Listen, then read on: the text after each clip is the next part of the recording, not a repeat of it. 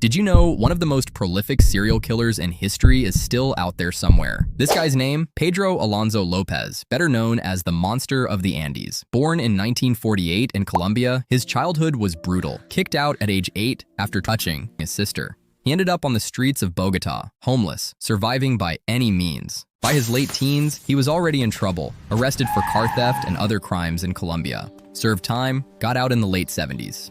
And that's when the nightmare really began.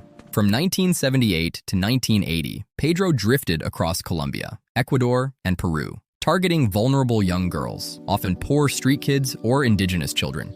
He'd lure them with small gifts or promises, then rope and strangle them. He claimed to average 3 murders a week at his peak, bodies dumped in rivers, fields, or shallow graves across the Andes Mountains. He confessed to over 300 victims, 110 in Ecuador alone, dozens in Peru, many more in Colombia. Police initially thought missing girls were trafficking cases until patterns emerged. Caught in 1980 in Ecuador after trying to abduct a 9-year-old, locals chased him down. In custody, he spilled everything to undercover cops posing as inmates, boasted about the kills, even showed where some bodies were buried. Ecuador sentenced him to 16 years, maximum at the time. Served 14, released early in 1994 for good behavior. Deported to Colombia, committed to a psych hospital, then released in 1998 after promising to report monthly.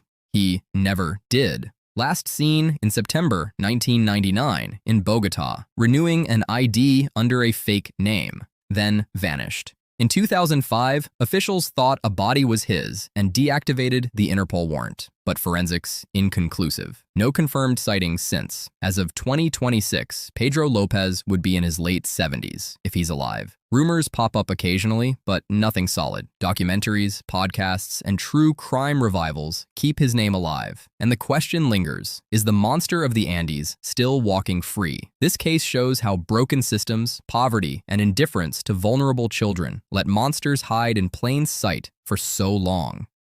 Communities lived in fear, and justice came too late for far too many. One life overlooked can become hundreds. We owe it to every victim and to future generations to do better.